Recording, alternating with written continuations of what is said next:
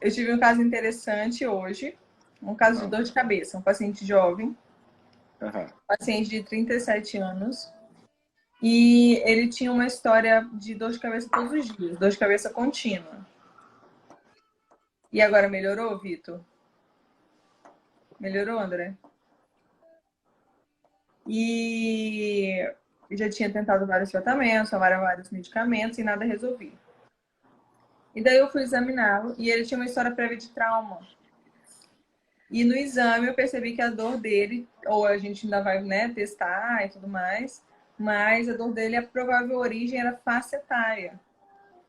Os testes para dor de faceta foram positivos. Então, o que isso quer dizer? Quer dizer que a dor dele tem origem nas articulações entre as vértebras do pescoço. Então, ele tinha uma dor como origem na articulação das vértebras do pescoço, mas ele sentia dor de cabeça. Né? Então, assim, que interessante. A gente tem uma dor de origem, dor de cabeça de origem no pescoço. E esse é o tipo de dor que não vai responder às medicações habitualmente prescritas para enxaqueca, que era o caso dele. Então, ele já tinha tomava topiramato, tomava Sumax, tomava Cefalive, tomava várias medicações que funcionam, né, quando o paciente tem enxaqueca. Mas ele não tinha enxaqueca, então não funcionava. Aí, o que é interessante desse caso, né? O interessante desse caso é a gente saber essa possibilidade e saber que nem todo tipo de dor de cabeça é enxaqueca. E que, às vezes, se não está funcionando, né? Se você está tomando várias medicações, que, né? Medicações que são boas, são excelentes, mas para quem tem enxaqueca e sua dor de cabeça não está melhorando, talvez a causa não seja enxaqueca, talvez a gente precise investigar um pouquinho melhor. E a gente tem várias causas, tem mais de 150 tipos de dor de cabeça, né? E esse tipo é um dos tipos que a gente vê mais aqui no nosso consultório. Não é um tipo muito comum, mas como a gente recebe pacientes que têm dor refratária, dor que nada resolveu, né? A gente pega com alguma frequência no consultório essa dor de cabeça de origem no pescoço. Então foi Muito bem bom. interessante.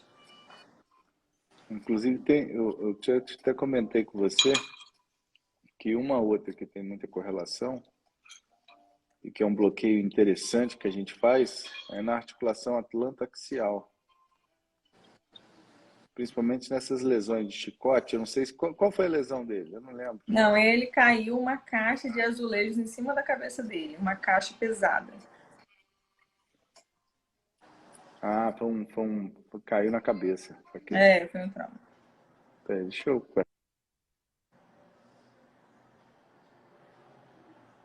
E daí, né, às vezes esses traumas, até falei com ele, às vezes é um gatilho, né, André? Então, assim, você teve um trauma, você tem inflamação, e daí às vezes você tem aquele gatilho que provoca uma degeneração da articulação, porque não é muito comum, né? Como eu falei, ele era um paciente jovem, então não é uma coisa que você ia pensar imediatamente, né, no paciente tão jovem, embora às vezes a gente encontre. Mas como ele tinha essa história de trauma prévio, complica um pouco mais, né? Fala mais a favor disso. Eu vi esse paciente aí. É, uma das coisas que deve ser feita é exatamente isso aí, é o bloqueio diagnóstico, né, Mariana? Então aí a nossa proposta para ele foi essa, né? Claro que a gente tratou várias outras coisas que a gente sempre trata, né? O paciente é uma pessoa, então a gente tem que avaliar o que está perpetuando essa dor naquele paciente. Mas a minha proposta para ele foi o bloqueio diagnóstico. O que é o bloqueio diagnóstico, né? O bloqueio diagnóstico é uma ferramenta poderosíssima no tratamento da dor, da medicina intervencionista da dor. E o bloqueio diagnóstico, a gente tem primeiro você tem que ter uma hipótese, né? Isso é importante a gente falar. Então, assim, o bloqueio diagnóstico ele só faz sentido se você tem uma hipótese diagnóstica. Então, você escolhe um alvo. Então, nesse caso, eu escolhi a articulação facetária. Então, você escolhe um alvo que você acredita ser a origem da dor.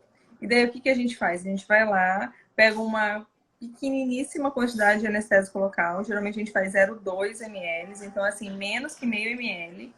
E injeta nessa articulação. Então, se a dor do paciente melhorar 80%, 90%, provavelmente a dor desse paciente vem dessa articulação. Se a dor não melhorar, ou melhorar muito pouco, às vezes melhora 50%, 60%, a gente considera o teste negativo. Tem que ser uma melhora, assim, 90% de melhora. E daí a gente considera o teste negativo, o teste positivo. Se o teste foi positivo, provavelmente a dor vem daquela estrutura. O que a gente faz? A gente denerva aquela estrutura. A gente vai lá e queima.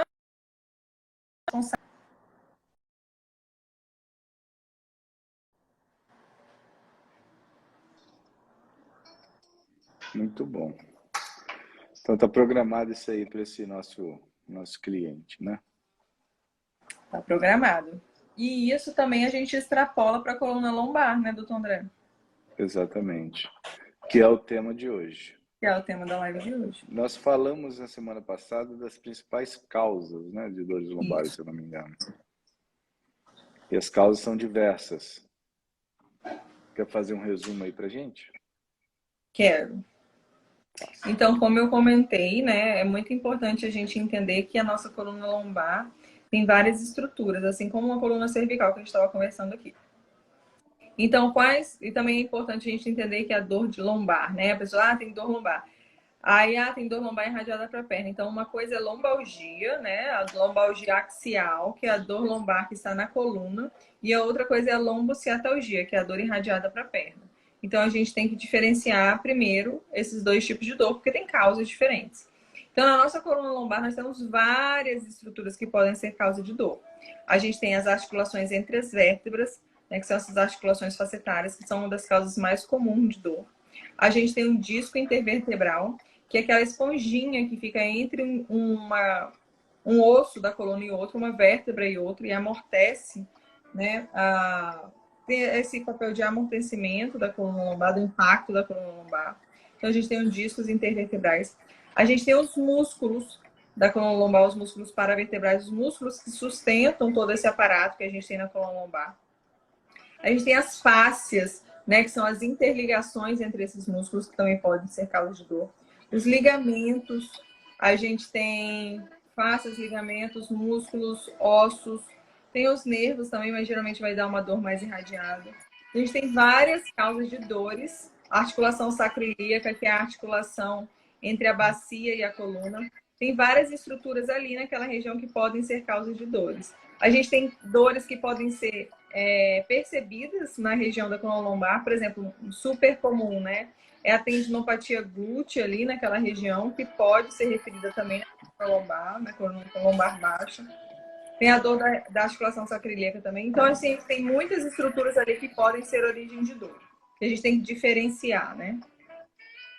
Só tem Inclusive, como a você gente falando... tratar se a gente fizer um diagnóstico correto, né, doutor André? Então, assim, isso é super importante. Inclusive, você falando aí, entraram duas pacientes aí que eu acabei lembrando a história, que são dores lombares. Uma é uma senhora que chegou pra gente com um quadro de dor crônico, arrastado, incapacitante, não aguentava ficar na posição nem sentada, nem em pé, caminhando. E crente que a dor era da coluna, até porque a coluna, quando você faz o exame dela, ela tem uns 70 anos mais ou menos, um pouquinho menos, um pouquinho mais. Eu posso errar a idade aqui, é pouco. Mas nessa faixa eu já é uma paciente, uma senhora já. E ela chegou com esse quadro de dor. Dor importante na posição sentada, ficando na posição em pé piora, subir escada piora. E foi num colega pedir uma ressonância, lá tinha artrose, lá tinha hérnia, óbvio, já é uma senhora, vai ter artrose, vai ter hérnia, vai ter tudo isso. Mas no exame físico, foi encaminhado, inclusive, se eu não me engano, pela própria operadora de saúde. No exame físico, é uma dor muito importante na região, no estímulo dos músculos glúteos.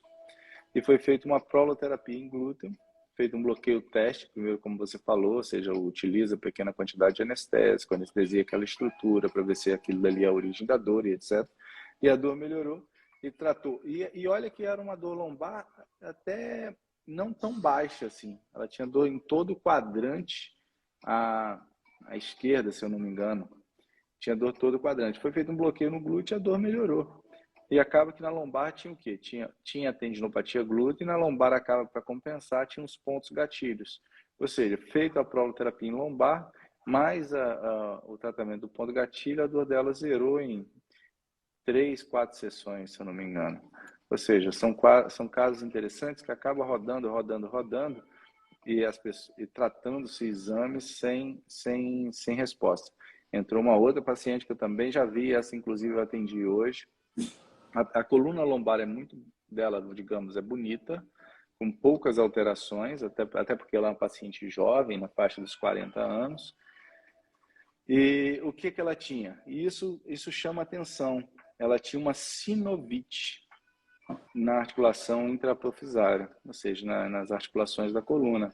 Ou seja, uma dor com característica na posição de ortostase, o paciente em pé, que sente dor em queimação, uma dor localizada, que desce, podendo descer para a região glútea e etc., uma dor lombar baixa. E essa sinovite chama atenção, ou seja, nela está programado também um bloqueio diagnóstico, que é importante. Bloqueio diagnóstico positivo, aí eu tenho dois caminhos. Ou eu vou trabalhar com uma terapia regenerativa para melhorar aquela estrutura. Terapia regenerativa, ou seja, eu estou falando de melhorar a estrutura, estou falando de deixar o tecido melhor, de melhor qualidade. Ou eu posso partir para um tratamento somente da dor também, que aí nós vamos fazer uma denervação, né, que é o que você falou, fazer uma risotomia. Então, isso também é interessante. Ela está proposto isso aqui. Ou a gente faz uma prolo, ou uma terapia biológica, que pode utilizar aspirado de medula óssea, que se chama DMA, que a gente utiliza uma agulha especial, entra na crista ilíaca, aspira aquele sangue da medula óssea e injeta nessa estrutura, melhorando a estrutura, ou seja, eu jogo uma substância para reparar, melhorar, tratar aquela estrutura lesionada. Ou a gente vai ali e somente controla a dor. Olhando aqui, eu vejo pacientes entrando e eu vou lembrando das histórias interessantes. E uma coluna relativamente muito boa, assim, né? Você falou de ponto gatilho, né? Uma coisa que é importante de falar ponto gatilho.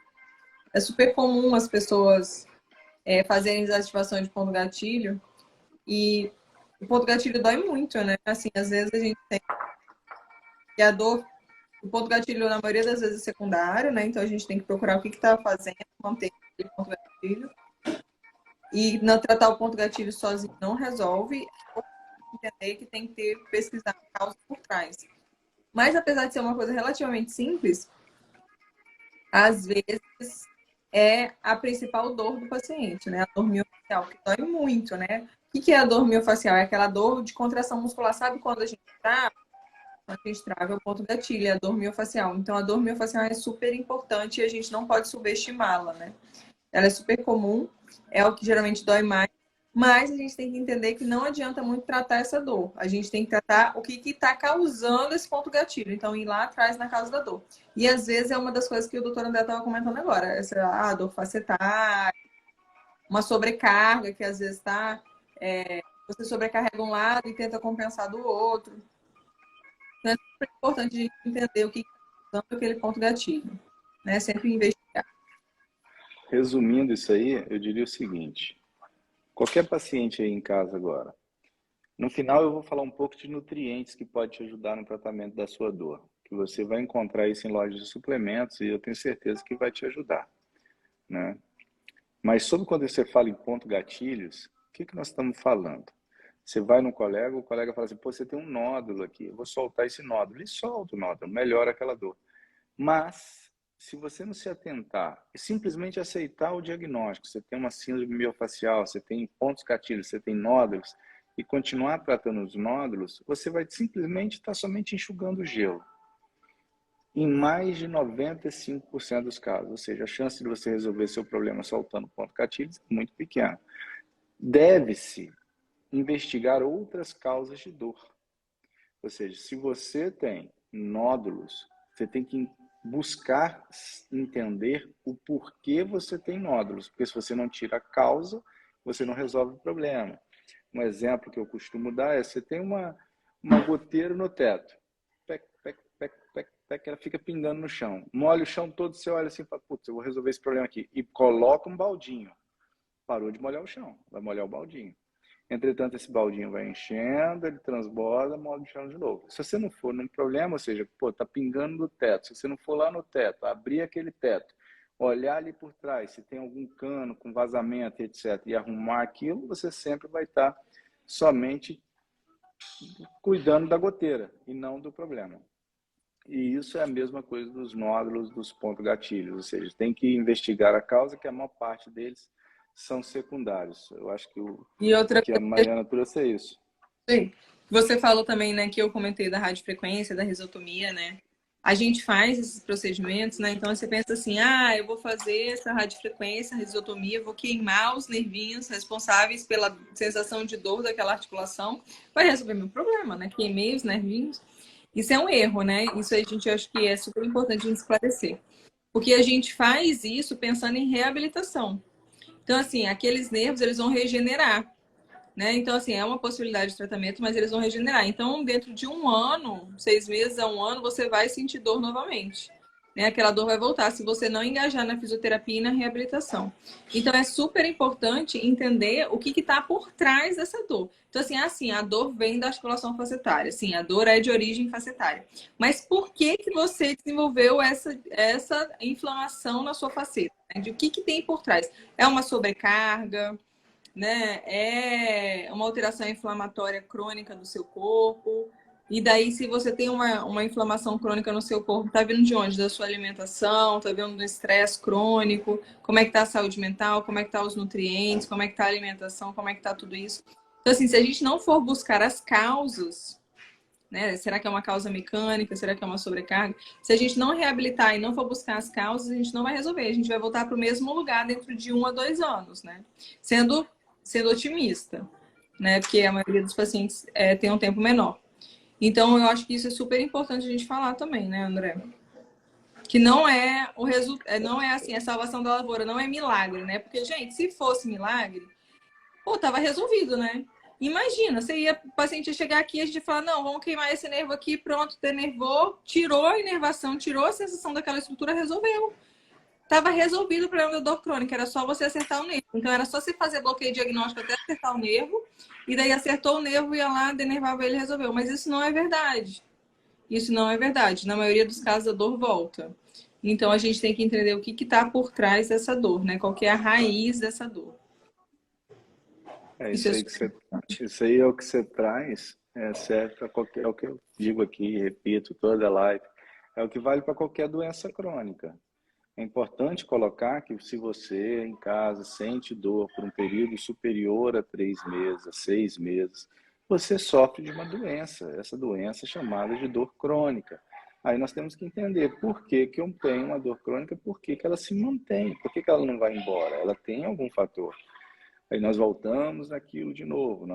Somos seres biológicos, com emoções de alma e espírito. Se você tem algum problema em alguma dessas áreas, possivelmente é aí que está na sua questão, e isso deve ser tratado. Você deve avaliar metabolismo, deve avaliar hormônio, deve avaliar saúde mental, deve avaliar o convívio social e por aí vai. O lance da melhora do paciente, ele exige isso tudo, não tem como ser diferente. Uma melhora a médio e longo prazo. Eu não estou falando a melhora a curto prazo. A melhora a curto prazo ela é muito fácil. Repito isso, é fácil você ficar sem dor. Quando o paciente chega e fala assim, pô, eu pergunto, e a gente da clínica pergunta mesmo, o que você deseja? Aí o cara fala assim, eu quero ficar sem dor. Cara, isso é muito fácil. E vamos supor que eu seja um gênio da lâmpada, assim, né? Vamos supor que eu seja o gênio da lâmpada. Fala para mim qual é seu desejo. Eu quero ficar sem dor. Então imagine comigo, você agora está numa UTI, entubado, completamente anestesiado, sem nenhuma dor.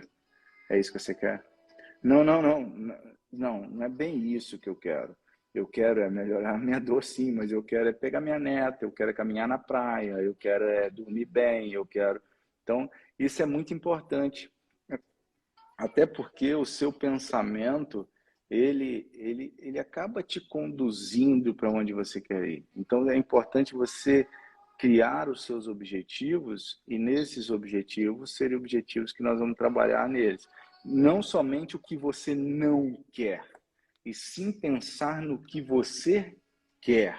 E o que quer é muito diferente eu não quero sentir dor. Você quer, no fundo, reconquistar tudo aquilo que a dor te tirou.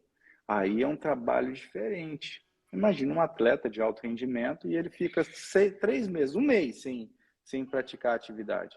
Ele certamente não vai conseguir voltar em alto rendimento. Ele passa por um processo de reabilitação, de exposição contínua ao limite dele, até ele atingir melhor, até ele atingir a performance que ele quer.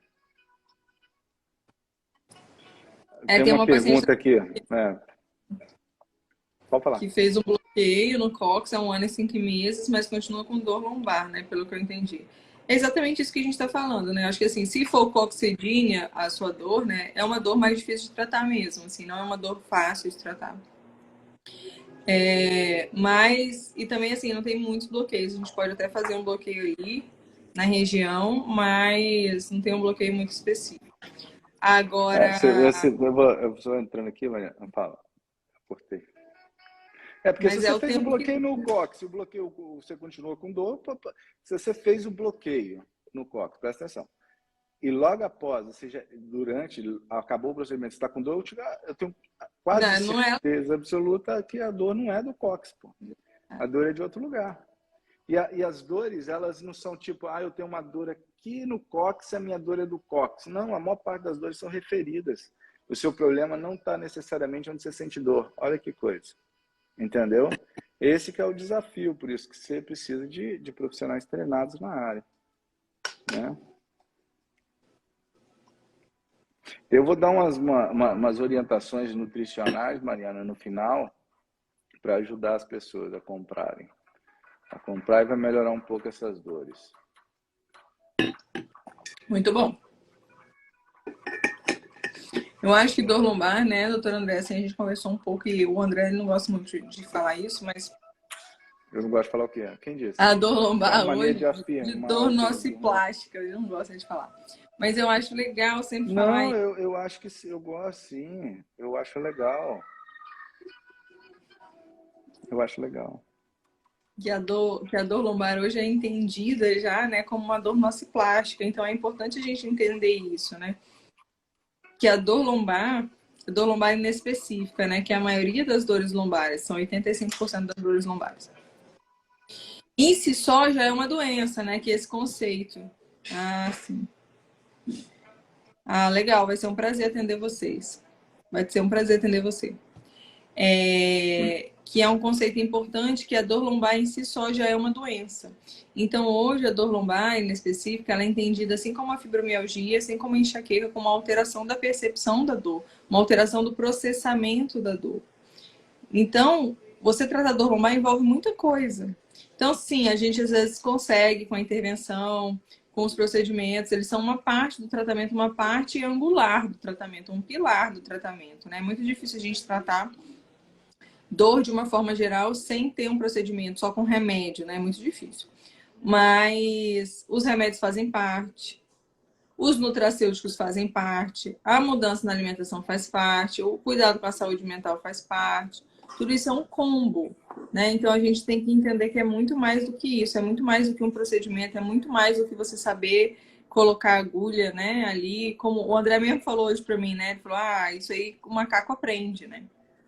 Então, assim, é muito mais, né? Envolve muito mais coisas do que você simplesmente colocar uma agulha, fazer um procedimento e ter sucesso, né? O sucesso do tratamento é o conjunto, que é difícil pra caramba, né? Eu falei isso mesmo, mas assim, eu acho que tem que Ele falou pra aprender. mim que ele é assim, É, fofo. eu acho que sim, assim, Ele fala porque assim pra mim: isso que você faz até um macaco aprende. não, sobre o botar o bloqueio, né? Sobre o bloqueio. Porque, assim, são técnicas. A técnica, quando ela é executada como ela deve ser executada, ela se torna muito fácil. Ou seja, você colocar uma agulha em qualquer parte que você imaginar, ela é fácil, desde que você saiba a técnica. Agora, o diferencial não está em colocar a agulha, está em saber em quem você vai colocar a agulha, quando você vai colocar a agulha, o que tem que estar em conjunto com esse colocar a agulha, ou seja, é só colocar a agulha, mas o médico de dor ele tem a obrigação de saber fazer procedimentos intervencionistas. Eu sou médico de dor e só passo remédio. Desculpa, você ainda está em processo inicial de formação. Eu não vou dizer que você está em processo de formação, porque processo de formação, para mim, todos estão, né? Porque se você acha que você sabe, você está lascado. Mas ainda você está no processo inicial, porque uma das bases do tratamento da dor é saber colocar agulha. Saber fazer uma prescrição. saber usar um ultrassom. Ou seja, se o médico de dor, que se coloca como profissional da área da dor, não usa ultrassom, não sabe fazer bloqueio, ou não sabe prescrever, ou não sabe usar uma escopia, que é aquele raio-x dinâmico para a gente ver onde está colocando a agulha, ver as estruturas. Esse médico está muito na fase inicial, porque isso hoje é o básico do básico. Agora, o que vem depois disso acaba tornando o tratamento de muito mais valor. Ou seja, ele tem que saber medicar, mas ele tem que saber metabolismo, ele tem que entender saúde mental, ele tem que Sono, entender o intestino, sono, intestino, intestino. ele tem que saber quais são as palavras que ele utiliza para o seu paciente. A palavra ela é muito poderosa. Então, tudo isso tem que ser visto com muito cuidado, senão você acaba não evoluindo. Ah, vou só tomar medicamento, vou só fazer bloqueio, tá tudo bem também. Mas só que você tem que ter um entender do todo, senão você tá Então, lascado. eu não vi o início da pergunta, eu só vi assim. Meu psiquiatra falou que tem síndrome do estresse pós-traumático por causa da dor, mas não é fibro. Não sei qual foi a primeira frase, mas assim, Ela sofre de dor há 4 anos. Ah, tá. Mas sofre dor, mas deu o diagnóstico inicial. Entendi. Entendi. Então, assim, síndrome do estresse pós-traumático é uma coisa real, existe, mas não por causa da dor, né? Isso é uma coisa que a gente tem que entender, assim, né? A gente sempre comenta isso, né? Que a dor, ela tem uma relação de muita proximidade com a doença mental, né? Com as questões de ansiedade, depressão. Primeiro, por uma relação anatômica. As vias de dor, elas passam dentro das vias da emoção. Então, é impossível, anatomicamente, uma pessoa que sente dor e que sente dor o tempo inteiro, não ser mais triste, mais ansiosa, ter mais raiva, ter mais estresse. Isso é esperado. Além disso, a gente tem a resposta ao estresse também, que está constantemente ativado na pessoa com dor. A gente tem o entendimento de que a pessoa que tem dor, ela acaba sendo isolada socialmente, ela acaba não querendo mais, ela acaba tendo um convívio social pior, acaba tendo problemas familiares, problemas no relacionamento, nem sempre o parceiro entende, nem sempre o parceiro apoia. Ela acaba tendo perdas financeiras, porque nem sempre ela consegue ter a mesma produtividade no trabalho. Então, a gente tem muita coisa que envolve a dor que geralmente está em consonância com a saúde mental. Então, assim, a dor sempre tem um impacto na saúde mental. Isso é uma coisa que é importante a gente entender. Dor generalizada, a pessoa tem dor. Ah, tem uma dor qualquer que seja. Se você não trata aquela dor, você vai ter provavelmente uma síndrome de sensibilização central. A dor, ela começa a se transformar em uma outra coisa, que é a doença dor crônica. O que é isso? A gente vai ter alteração de receptores, alteração nos neurônios, alteração na conexão entre esses neurônios, alterações no cérebro, alteração no corpo dorsal, na medula, várias alterações que tornam a doença dor uma doença dor crônica, que é a síndrome de sensibilização central. Então, às vezes, o paciente começou lá os primórdios da dor dele com uma dor localizada que evoluiu para uma dor generalizada. Então, assim, isso não necessariamente é fibromialgia. Então, assim, tem várias coisas que a gente tem que entender que permeiam o diagnóstico de dor e essa relação entre dor e doença mental. Então, assim, não sei se o seu diagnóstico é fibromialgia, não conheço você, né? Mas, assim, com certeza eu posso te dizer que o mais provável é que não seja síndrome do estresse pós-traumático também. Isso é muito Então, olha legal. só, outra pessoa aí trazendo. Cara, se faz tudo certinho e continua com a dor, de um modo geral, falta é descobrir a origem da dor, entendeu? Porque nós temos pacientes que são complexos no sentido assim, existe muito a se trabalhar com ele, mental, físico, social e alimentar e tudo. E existe o paciente que ele é compensado. Ele tem uma saúde mental excelente, ele tem a parte física excelente, ele tem um cara que super cuidado. Vamos botar aí um atleta de super cuidado na maior parte do tempo. E ele só tem uma lesão crônica que por algum motivo ela não evoluiu para cura. Isso acontece. A gente fala muito aqui de pacientes mais complexos envolvendo tudo, porque acaba sendo o que mais aparece, né? Acaba sendo o dia a dia porque acaba que o paciente passa por muitos colegas até chegar até nós. Entretanto, existem os casos também, e também de forma diária, mas numa proporção um pouco menor, até por aparentemente ser mais fácil, e acredito que os colegas acabam evoluindo muito bem, é o paciente que ele tem uma saúde muito bem estabelecida e ele tem uma dor. Aí a questão tem que descobrir de fato qual é a dor, né? Vamos lá, uma dor na lombar, será que é sacroiliaca? Será que é faceta? Será que é o que a Mariana trouxe? 15% elas têm causas específicas, né? Ela é pontual, aí tem que descobrir qual é o ponto. Isso você vai descobrir fazendo o bloqueio diagnóstico.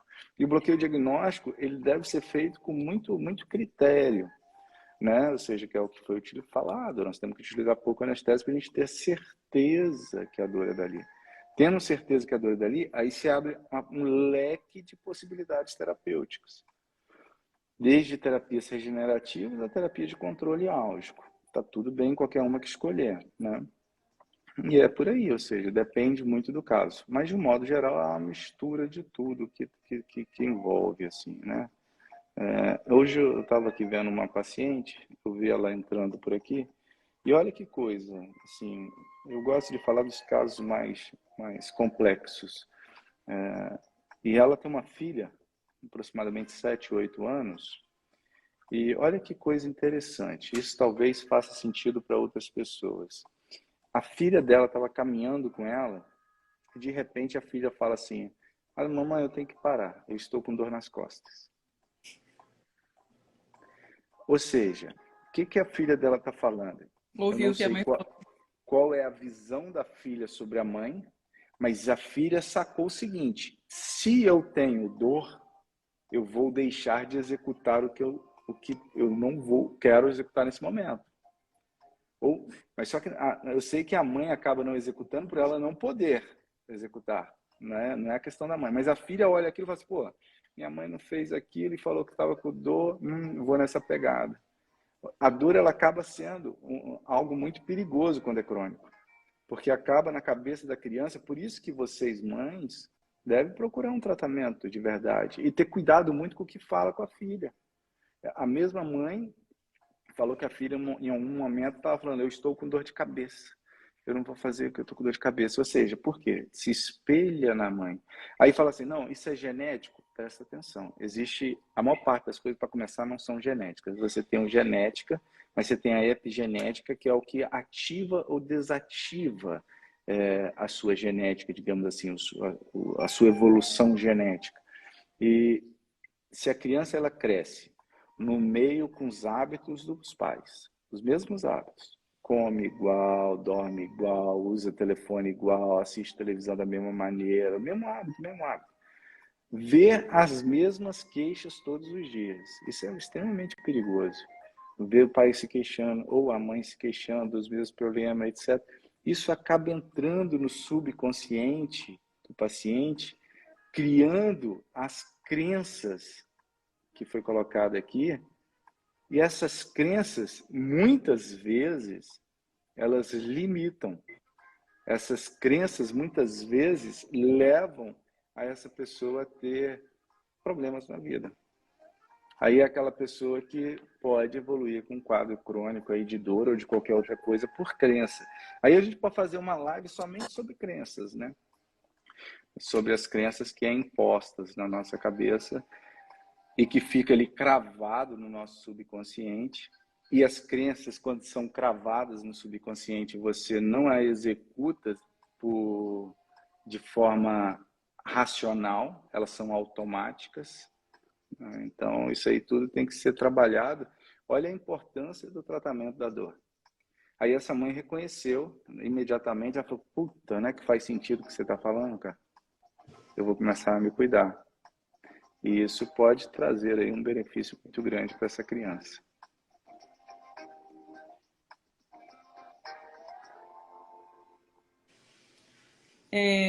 Acho que a gente podia ver se tem alguém que tem perguntas. O que você acha? Sobre alguma dor específica. Tem um monte aí. Eu vi passando vários. Então, se você tem alguma pergunta sobre o tratamento da dor lombar, eu acho que é o momento. Ó, já temos umas aí, ó. É a questão, sabe o nome disso? Isso é resiliência, né? É muito legal, assim, a resiliência, ela está associada realmente a pessoas que vão ter uma melhor resposta no tratamento, né? Essa resiliência é a sua capacidade de fazer as coisas mediante a adversidade, como você lida com a adversidade. Então, essa pessoa que falou, eu sinto dor, mas mesmo assim eu trabalho, mesmo assim, né, eu tenho um bom convívio social, mesmo assim eu faço tudo. Então, você é uma pessoa que tem uma boa resiliência. E, em contrapartida, as pessoas que têm uma resiliência ruim tendem a ter scores piores de tratamento, tendem a ter mais dor e performar pior no tratamento. É super importante a resiliência no tratamento da dor crônica. E eu acho que você podia dar suas dicas também, né, doutora André, enquanto as pessoas formulam as perguntas. Eu estou Eu vendo aí acho que você falando de pode. crenças aí. Eu gosto desses temas, É, né? Eu gosto muito desses temas de crenças. Aí trouxe aí, as crenças são formadas por repetição ou fortes impactos emocionais. Exatamente isso. Às vezes você cresce numa família, olha só que coisa interessante isso. A pessoa, a criança, por exemplo, vou dar um exemplo. Ela tira nota 8 e ela chega para o pai e para a mãe e fala assim, pô, mãe, tirei nota 8. Em vez do pai incentivar o pai e tal, e fala assim, 8? Por que você não tirou 10? Aí de novo, ela chega, pô, pai, tirei 9. 9? Por que você não tirou 10? E o que acontece com essa criança no futuro? Olha que coisa interessante. Ela acaba tendo um processo de perfeccionismo e de autocobrança extremamente grande. E isso atrapalha a sua evolução. Outro problema, às vezes uma criança vê uma agressão do pai na mãe. Então ele vai crescer vendo o quê? Que homem, você vai vendo o relacionamento dessa criança, no futuro um adulto, uma mulher adulta, fala assim, homem não presta, porque ela tem uma visão de que o homem agrediu. Esse lance das crenças, ele é muito importante e ele cai na dor também, de uma forma muito, muito poderosa. Né? Sobre crenças eu gosto muito, sobre esse tema. Vamos lá, vamos ver aqui. Meu caso, o neuro indicou cirurgia, sei lá o quê. No meu caso, papapá. Deixa eu ver aqui se tem uma coisa. Espondilite anquilosante. Ela toma imunológico e faz tratamento lá na clínica. Então, olha só, isso aí se fala muito em parceria, ou seja, tem que trabalhar junto, né? A parte tanto reumatológica, que é uma doença também, e a parte da dor. Você vai evoluindo as duas coisas. E em relação a isso, aí nós temos que pensar, no fundo, quando essas doenças imunológicas, o que pode estar envolvido atrás disso aí. E é muito importante nesses pacientes, além da sua nutrição, ou seja, ver como é que está a nutrição dele, fazer a dosagem das taxas, vitaminas, sais minerais, etc. Deixar ele funcionando de forma redonda, funcionando bem. Além disso, ver como é que está a parte hormonal. E além disso, o que ele tem utilizado para poder, de fins não farmacológicos, para poder melhorar a sua inflamação. Aí é onde entra a parte alimentar. A parte alimentar, se você tem uma doença imunológica, espondilite, se você tem uma espondilite anquilosante, é muito importante pensar na alimentação, pensar aí no leite, pensar aí no trigo e etc. Às vezes alguma retirada dessas aí pode trazer um benefício, mas aí tem que avaliar juntamente com o Nutri para ele ajudar nisso aí. Inclusive hoje a nutrição vem tendo muitos profissionais evoluindo no tratamento, no conhecimento de tratar doenças crônicas, dentre elas dores crônicas, dentre elas as doenças autoimunes, por meio da alimentação.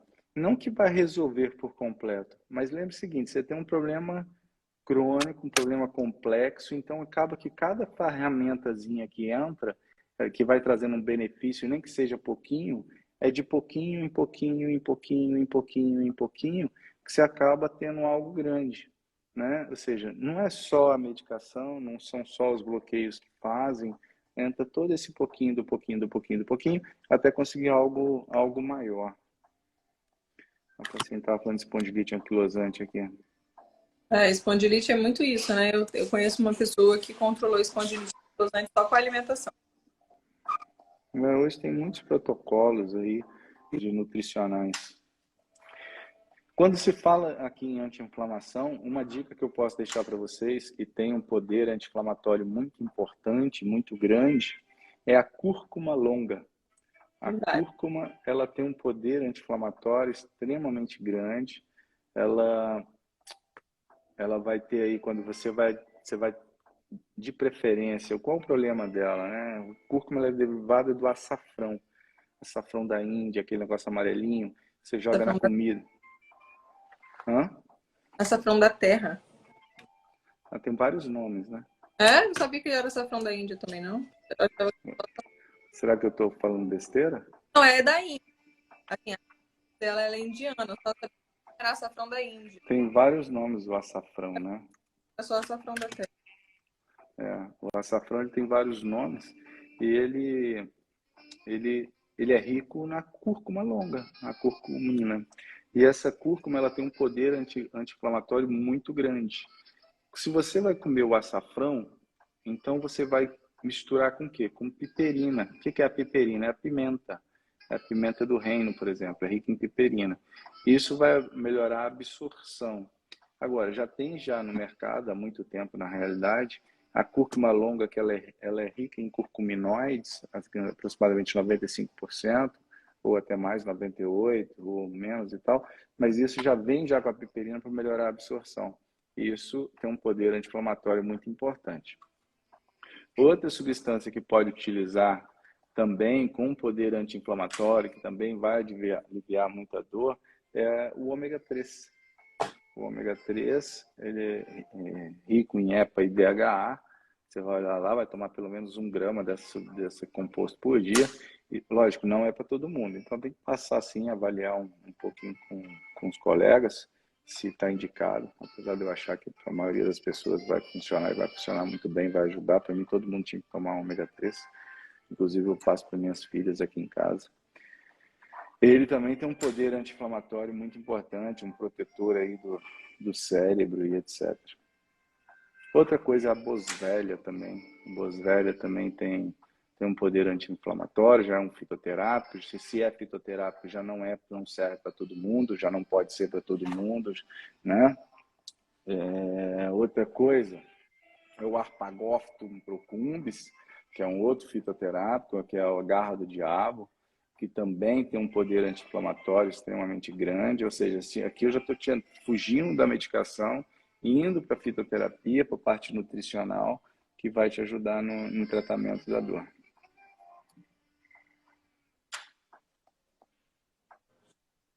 Muito bom. Você está caladinha hoje, Mariana?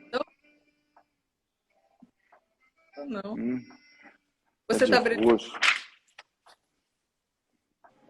Você tá muito brilhante hoje. Hoje. Então tá. Mais uma coisa, Mariana? Não, E acho que a gente tratamento, então? Tratamento dor lombar. Tenho dor lombar há 3 meses, 6 meses, 1 ano, 2 anos, 3 anos, 10 anos. Beleza. Isso é uma dor lombar crônica. Qual a principal causa de dor lombar crônica? São as dores lombares mecânica comum, idiopática, nociplástica, como a Mariana trouxe. Problema no sistema de condução de dor. Beleza. Então, eu sobro aí 15, 20% de causas específicas. Dessas causas específicas, principalmente, eu vou trabalhar com bloqueio diagnóstico, definir a causa das dores. As causas das dores, elas podem ser tanto da articulação da coluna, quanto dos discos, quanto dos ligamentos, quanto da parte muscular, dentre outras causas, como a sacroiliite ou até mesmo um problema no quadril. Beleza. Identificando isso aqui, eu vou determinar qual é o tratamento.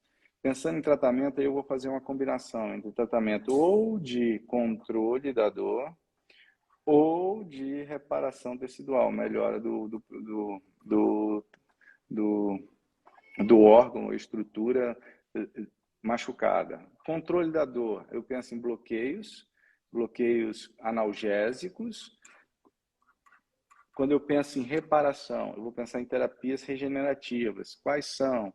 Proloterapia, aspirado de medula óssea, eu vou pensar em terapia de onda de choque, vou pensar em laser. No fundo, a combinação entre eles é um dos caminhos mais interessantes. Tratamento de 3 meses a 6 meses, é o tempo de melhora disso. Só isso resolve? Não, eu tenho que entender como é que está a vida desse paciente. Porque, no fundo, se ele tem dor crônica, se ele tem uma patologia crônica, ele tem algo que mantém ele nessa condição crônica de não melhora. É onde entra a saúde mental, a saúde alimentar, a saúde espiritual, a saúde emocional. Tudo isso deve ser avaliado em consulta. E trabalhado. Se você identificou, tem que trabalhar. Se você não trabalhar, você vai continuar com a dor.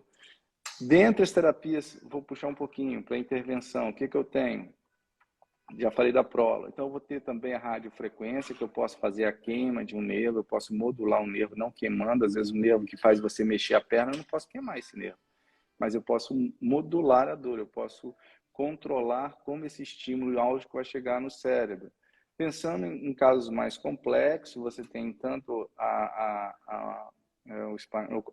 o eletrodo, que é um aparelhinho que a gente bota em cima da coluna, em cima da medula, que ele pode enganar a dor, e também você pode, em último caso, acredito eu, em último, inclusive o Francisco esteve aqui recentemente falando, que são as cirurgias de coluna, né?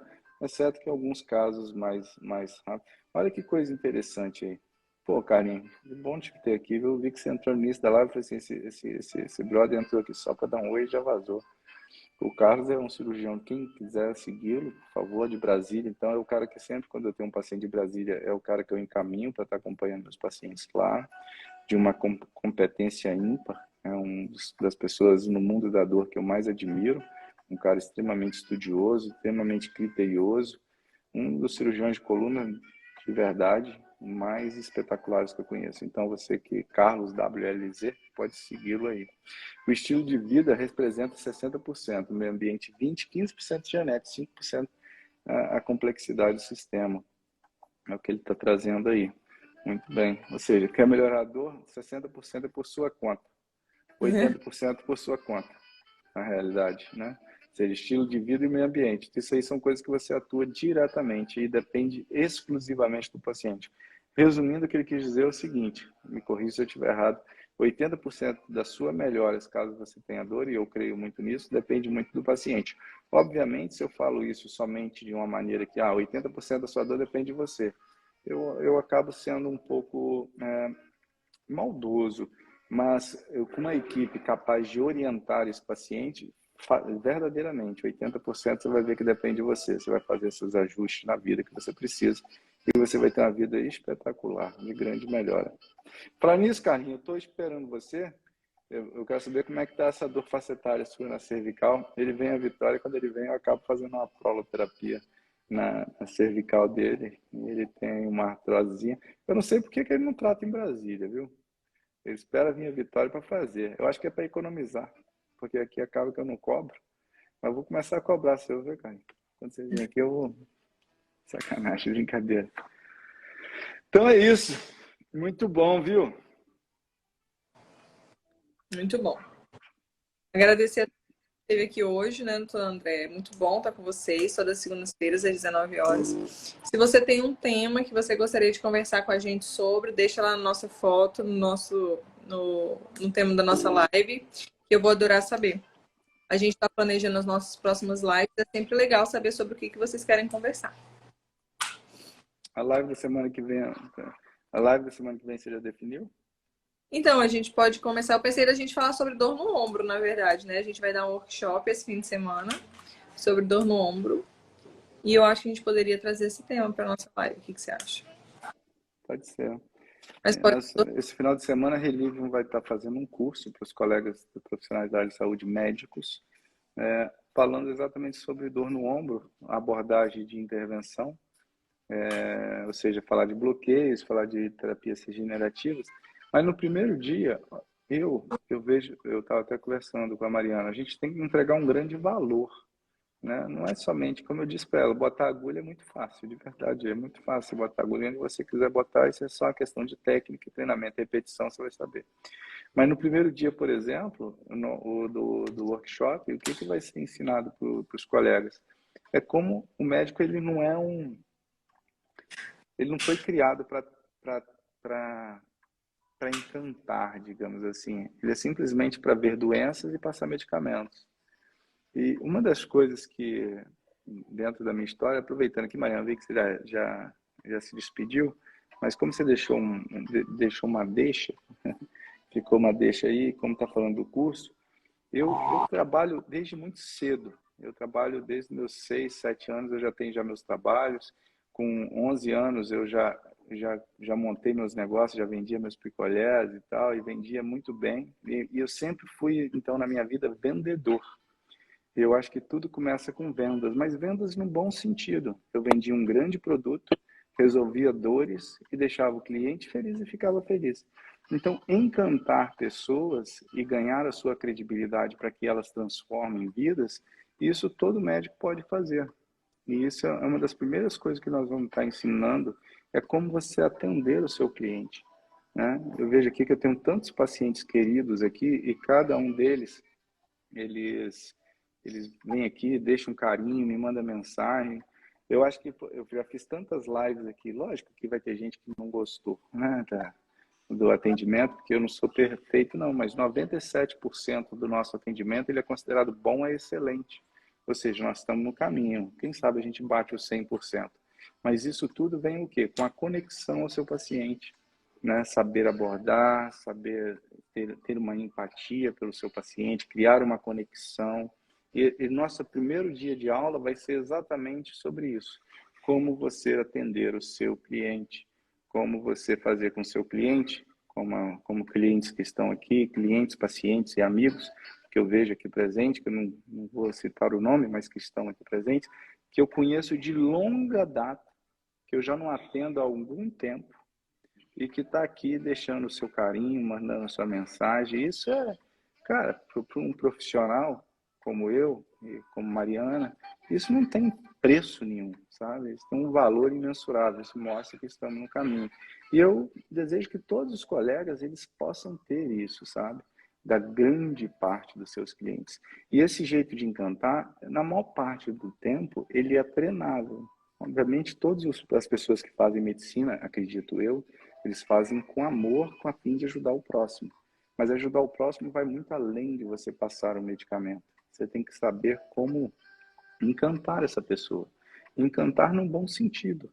Encantar para que ela se sinta acolhida, encantar para que ela se sinta abraçada, para que ela se sinta valorizada, para que ela se sinta compreendida. E isso vai fazer com que ela seja capaz de se compreender e de se entregar ao seu tratamento. E entregando o seu tratamento, que é o que nós buscamos, ela vai com certeza melhorar muito a sua vida e a qualidade de vida dela como um todo. Não só dela, como foi falado na live, mas das pessoas que estão ao seu redor. Mariana, finaliza aqui.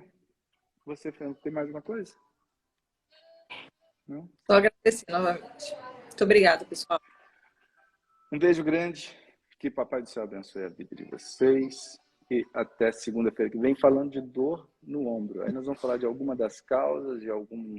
Eu não sei o que a Mariana vai aprontar aí, ela que separa isso. Possivelmente nós vamos falar de causas primeiro, depois de tratamento. Vamos ver o que ela resolve falar. Tá bom? Beijo grande. Obrigada. Até semana que vem. Obrigado.